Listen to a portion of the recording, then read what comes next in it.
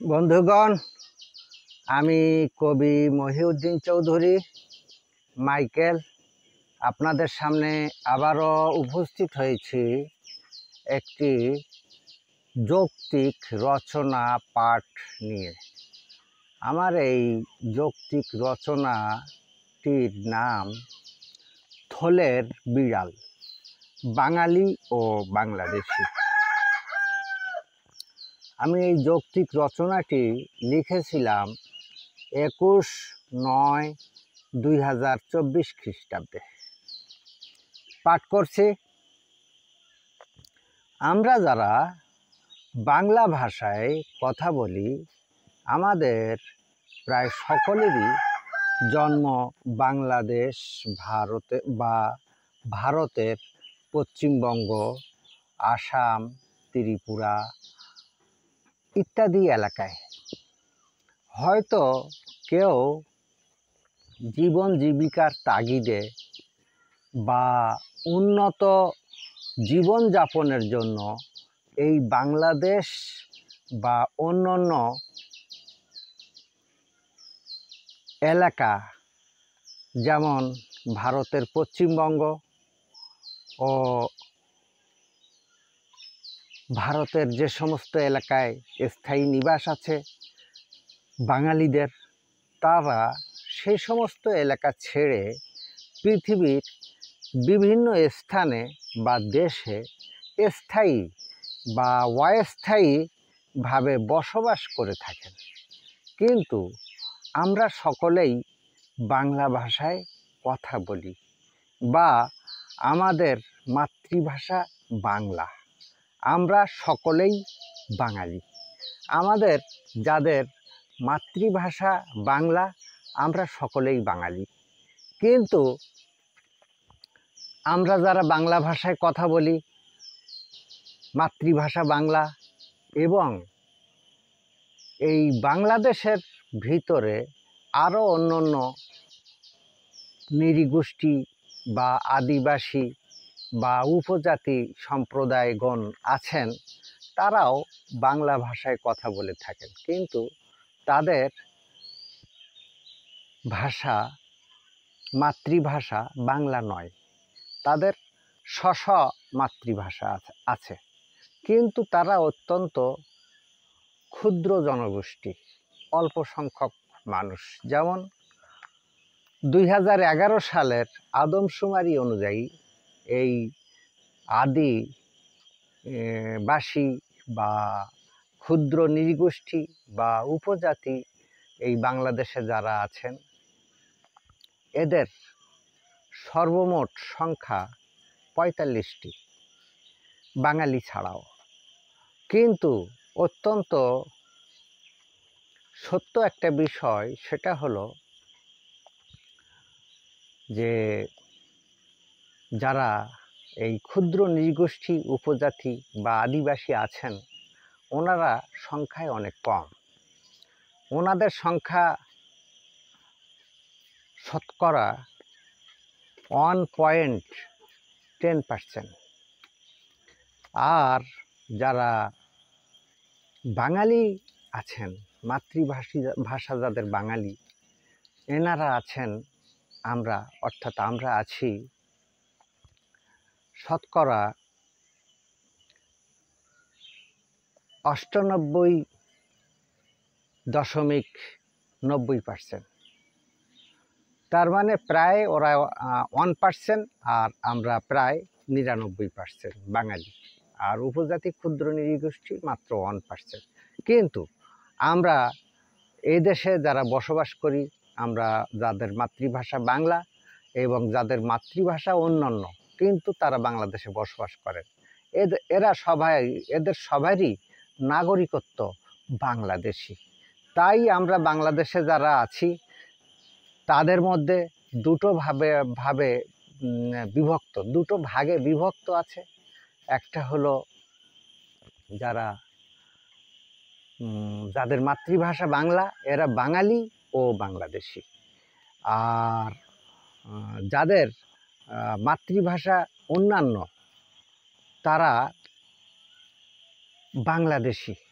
নাগরিকত্ব তাদের বাংলাদেশি, কিন্তু মাতৃভাষা অন্যান্য। তো এভাবে আমরা মিলেমিশে এই ভারত, বাংলাদেশ, ভারত তথা পৃথিবীর বিভিন্ন দেশে আমরা বাংলাদেশি মানুষরা বসবাস করে থাকি বা কাজের তাগিদে আমরা অবস্থান করে থাকি। তো আমরা সকলেই বাঙালি এবং বাংলাদেশি। তো আমরা বাঙালি এবং বাংলাদেশি গণ পৃথিবীর বুকে মাথা উঁচু করে দাঁড়িয়ে আছি, কারণ আমরা সংখ্যায় অনেক বেশি, তুলনামূলক হারে আমাদের জায়গা অনুপাতে, আমাদের জন্মভূমির জায়গা অনুপাতে আমাদের সংখ্যা অনেক বেশি। কারণ এটা আল্লাহ বা ঈশ্বর প্রদত্ত এই আবহাওয়া, প্রকৃতি এত সুন্দর যে এখানে জন্মহার অনেক বেশি। যদিও 1981 সাল থেকে এদেশে জন্ম নিয়ন্ত্রণ পদ্ধতি আবিষ্কৃত হয়েছে, তারপরেও জন্মহার এটা থেমে নেই, অনেক বেশি। যাই হোক, বর্তমান বাংলাদেশ এবং ভারতের পশ্চিমবঙ্গে যে সরকার ব্যবস্থা আছে, এখানে সরকার ব্যবস্থার ক্ষমতার পালা বদলে খুশি হওয়ার তেমন কিছু নাই, বা দুঃখ প্রকাশ করারও তেমন কিছু নেই। কারণ আমরা সাধারণ নাগরিক, আমরা আমাদের জীবন জীবিকার তাগিদে আমাদের কর্ম করে খেতে হয়। তো কিছু অতি উৎসাহিত কিছু লোক আছেন যারা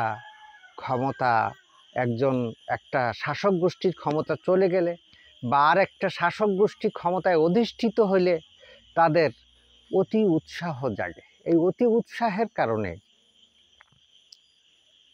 তারা বিভিন্ন ধরনের কুকর্ম করে থাকেন, এমনকি মানুষের নির্বিচারে অপমান তো দূরের কথা, মানুষের জীবন পর্যন্ত বিনষ্ট হয়।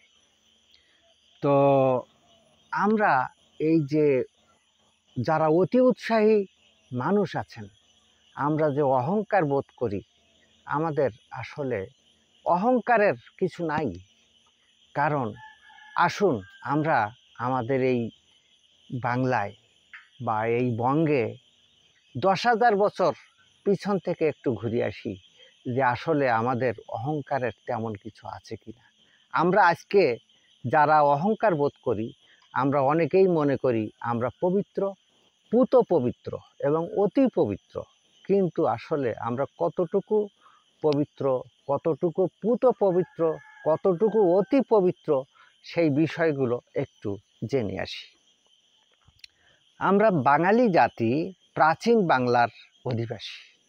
প্রায় 10,000 বছর ধরে এই বঙ্গে আমাদের পূর্বপুরুষগণ বসবাস করে আসছেন। কিন্তু আমরা বাঙালি জাতি হিসেবে যার যার অবস্থান হতে আমরা যতই অহংকার করি না কেন, আসলে প্রকৃত ইতিহাস জানলে আমাদের আর সেই অহংকারের কোনো জায়গা থাকে না। এক সময় এই বঙ্গ মানবশূন্য, বনে জঙ্গলে, নদী নালায়, খালে বিলে, পাহাড় পর্বতে পূর্ণ ছিল, জনমানব শূন্য। হাজার হাজার বছর ধরে এই প্রাচীন বাংলায় পৃথিবীর বিভিন্ন অঞ্চল স্থান হতে, যেমন অস্ট্রেলিয়া, ইউরোপ ও এশিয়া মহাদেশের বিভিন্ন অঞ্চল, বিভিন্ন দেশ, বিভিন্ন এলাকা হতে আগত লোকদের সংকর প্রজননের মাধ্যমে আমরা এই বাঙালি জাতির উৎপত্তি, সৃষ্টি। তার মানে আমরা সংকর জাতি। এখন বুঝলেন তো, আমাদের পবিত্র বলে যে গর্ববোধ করি কিছু অতি উৎসাহিত মানুষরা, আসলে কি আমাদের জন্মসূত্রে পূর্বপুরুষদের জন্মসূত্রে আমাদের এই সৃষ্টি, এই ভূখণ্ডে বসবাসকারী যে আমরা বাঙালি বা বাংলাদেশি, আমাদের গর্ববোধের পুত পবিত্রতা, অতি পবিত্রতা বা অতি অহংকারের জায়গা কি রইল? অ্যাকচুয়ালি আমরা বাঙালি বা বাংলাদেশি মানুষরা সংকর জাতি। ইতিহাস তাই বলে। বাঙালি জাতির ইতিহাস প্রায় 10,000 বছর হলেও মোটামুটি বিভিন্ন ধর্মগ্রন্থ, ইতিহাস গ্রন্থে, আইন গ্রন্থে 5,000 বছরের অধিক কাল পর্যন্ত সুনির্দিষ্ট লিপিবদ্ধ আছে কিছু কিছু বই পুস্তকে, সেগুলো আমরা দেখতে পারি। এবং ওই সমস্ত বই পুস্তকে বাকি 5,000 বছর, প্রায় 5,000 বছরের ইতিহাস আছে। এটা কথিত এবং জনশ্রুতি। এই প্রাচীন বাংলা বিভিন্ন সময়ে খণ্ড খণ্ড নামে বিভক্ত ছিল। যেমন সেই সময়কার অধিকাংশ খণ্ড খণ্ড জনপদের নাম গৌড়, বঙ্গ, পুণ্ডু, হরিকেল, সমতট, বরেন্দ্র, চন্দ্রদ্বীপ, বাংলা, দণ্ডভুক্তি ইত্যাদি।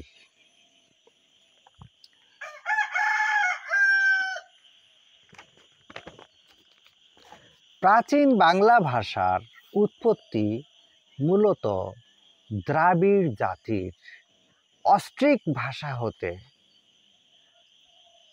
তাহলে এই দ্রাবিড় জাতি কোথা থেকে আসলো?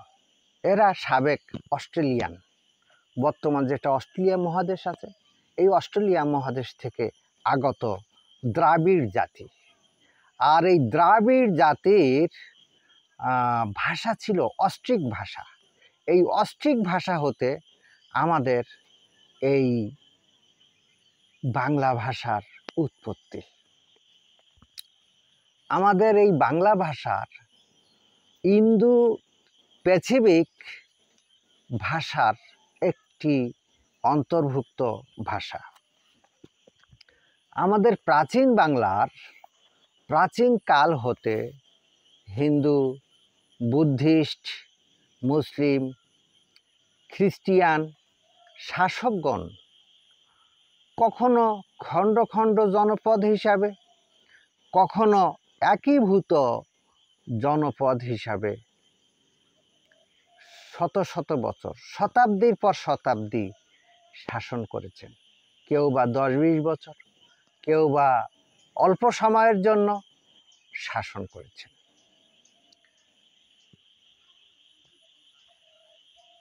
কিন্তু বড় আশ্চর্যের বিষয় হলো, প্রাচীন কাল হতে এই বঙ্গে একটি ক্ষমতাধর শাসক গোষ্ঠী থাকা অবস্থায় অন্য আরেকটি শাসক গোষ্ঠী বল প্রয়োগ করে, শক্তি সংগ্রহ করে, বল প্রয়োগ করে, ক্ষমতাচ্যুত করে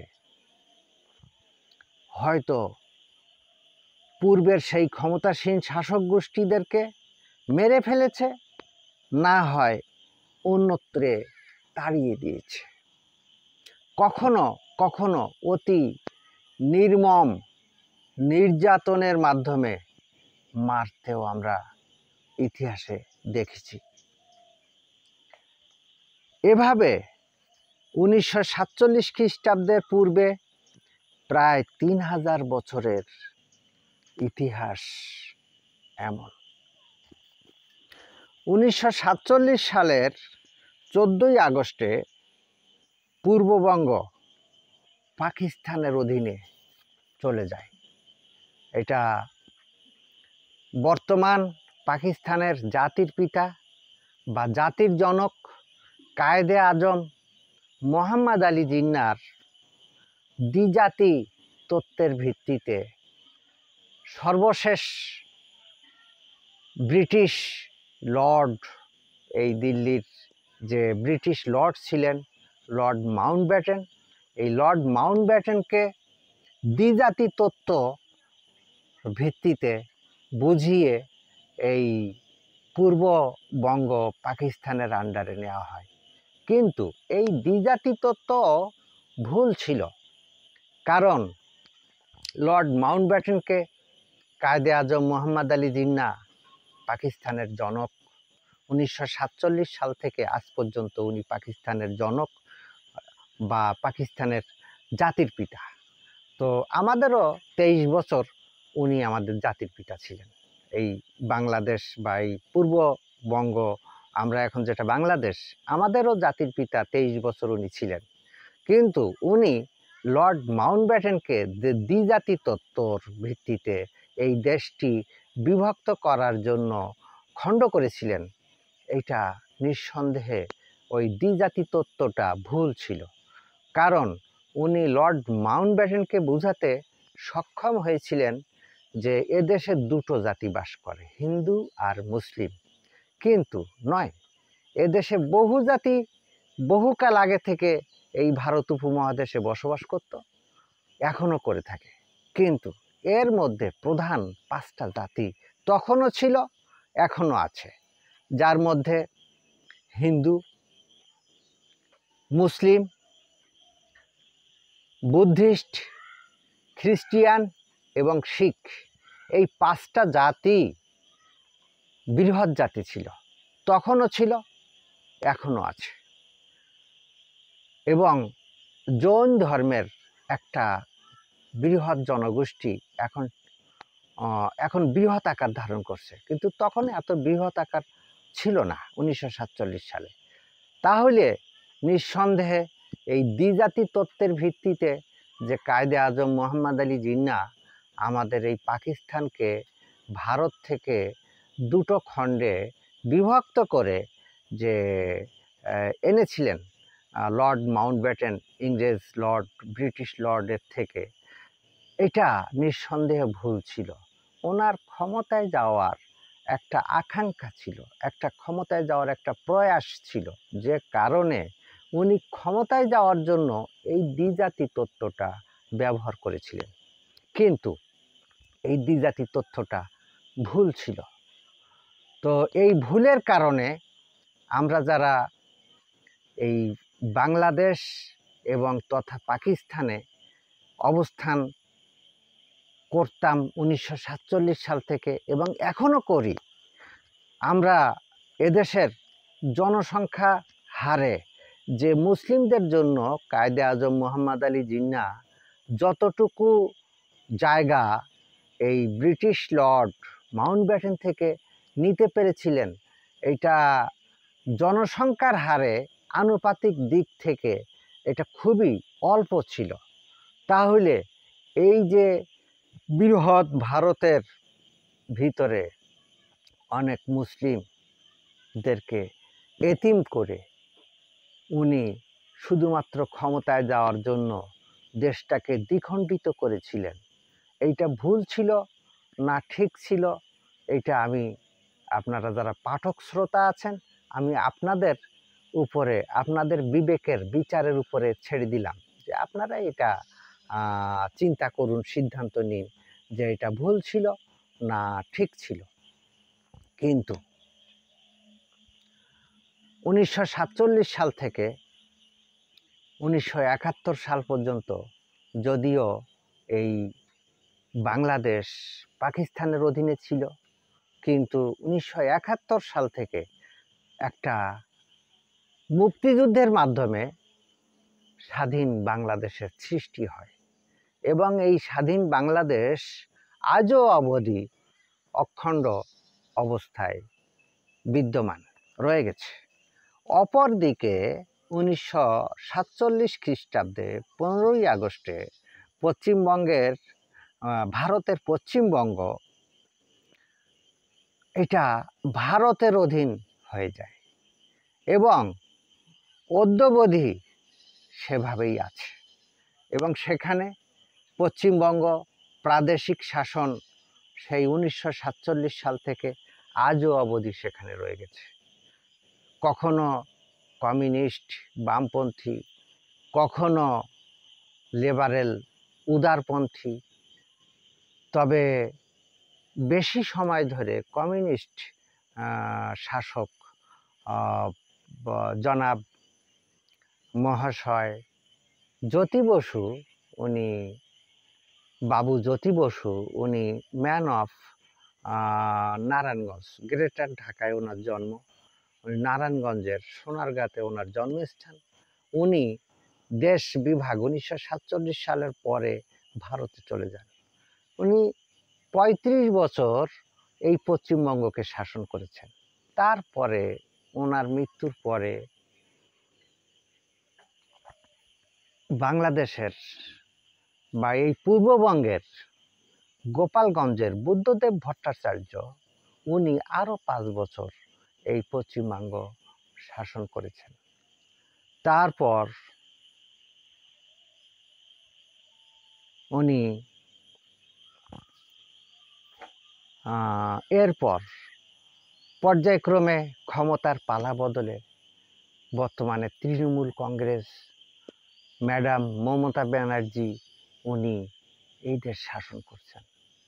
কিন্তু এখানে হয়তো কিছু অতি উৎসাহী মানুষ আছে, যারা কেউ কেউ অনেক গর্ববোধ করে থাকেন, আবার কেউ কেউ অনেক কষ্টবোধ করে থাকেন। কিন্তু এই ক্ষমতার পালা বদলের দিকে লক্ষ্য করলে এখানে গর্ববোধেরও কিছু নাই বা কষ্টবোধেরও কিছু নাই। কারণ পালা বদল একটা রাষ্ট্রের বা একটা প্রদেশ বা একটা দেশের অভিভাবকের পালা বদল হবে, এটাই স্বাভাবিক ব্যাপার।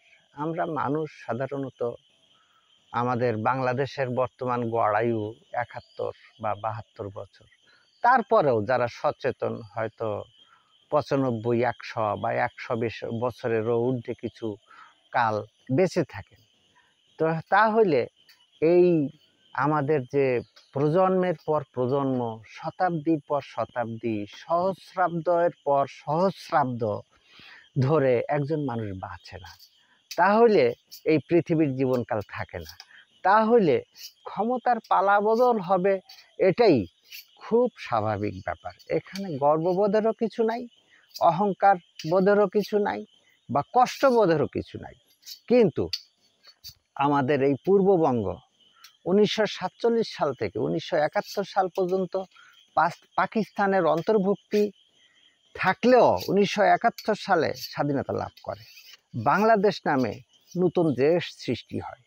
বর্তমানে এই বাংলাদেশ ভারত ও বিশ্বের বিভিন্ন দেশে যাদের মাতৃভাষা বাংলা, তারা বা তাদের জাতীয়তা বাঙালি।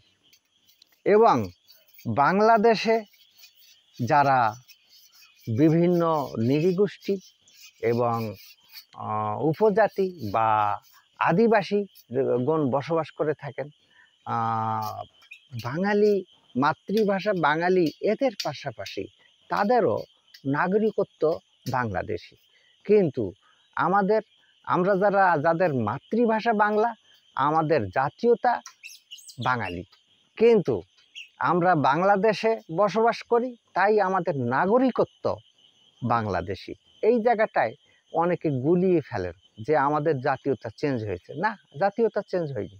জাতীয়তা, মাতৃভাষা যাদের বাঙালি, তারা সারা পৃথিবী জুড়েই তাদের জাতীয়তা বাঙালি। কিন্তু যারা যে দেশে বসবাস করেন, সেই দেশের আইন অনুযায়ী, সংবিধান অনুযায়ী নাগরিকত্বের শ্রেণীবিভেদ আছে। যেমন আমাদের তারই ধারাবাহিকতায় আমাদের বাংলাদেশে আমরা যারা বসবাস করি, আমাদের নাগরিকত্ব বাংলাদেশি, আর আমাদের জাতীয়তা যারা আমরা আমাদের মাতৃভাষা বাংলা, আমাদের জাতীয়তা বাঙালি। তাই আমাদের এই বাংলাদেশে সকল নাগরিক আমরা বাংলাদেশি নাগরিকত্বের অধিকারী। আমাদের রাষ্ট্রীয় ক্ষমতার পালা বদলে কাহারও দেখা যায় অনেক দুঃখ প্রকাশের বা অনেক দুঃখ কষ্টে ভুগে থাকেন, অনেকে আত্মহত্যাও করে থাকেন, অনেকে হার্ট অ্যাটাক করেও মারা যান, বা অনেকে হয়তো নানা বিপর্যয়ের মুখে পড়ে থাকেন একটি আরেকটি গ্রুপের নিকট। কিন্তু আমি সবাইকে বলবো যে সকল বন্ধুদেরকে বলবো যে ক্ষমতার পালা বদলে যেমন খুশি হওয়ার তেমন কিছু নাই, আবার দুঃখ প্রকাশ করারও তেমন কিছু নাই। কারণ ক্ষমতার পালা বদল একটি প্রক্রিয়া মাত্র। তবে আমরা বাঙালি ও বাংলাদেশের লোকেরা পৃথিবীর সব দেশে কম বেশি সুখে দুঃখে ভালো মন্দে অত্যন্ত পরিচিত। এটা নিঃসন্দেহে একটা গর্বের বিষয়। আমরা সকল বাঙালি, বাংলাদেশি, ধর্ম বর্ণ যার যাই হোক না কেন, সকলেই মিলেমিশে শান্তিতে থাকব বা থাকতে পারি, এটা সকলেরই কাম্য হওয়া উচিত। তো আমার এই যৌক্তিক রচনাটি যদি আপনাদের ভালো লেগে থাকে তাহলে দয়া করে আমার ইউটিউব চ্যানেলটি সাবস্ক্রাইব করে লাইক, কমেন্ট, শেয়ার করে আমার পাশে থাকবেন, এবং পরবর্তীতে হয়তো আবারও কোনো কবিতা বা কোনো যৌক্তিক রচনা বা ছোট গল্প নিয়ে আপনাদের সামনে আবারও উপস্থিত হব। ততক্ষণের জন্য আপনাদের থেকে আমি আজকে বিদায় চাইছি। সবাইকে শুভেচ্ছা, শুভকামনা, অবিরাম, অন্তহীন, নিরন্তর পথ চলা। ধন্যবাদ।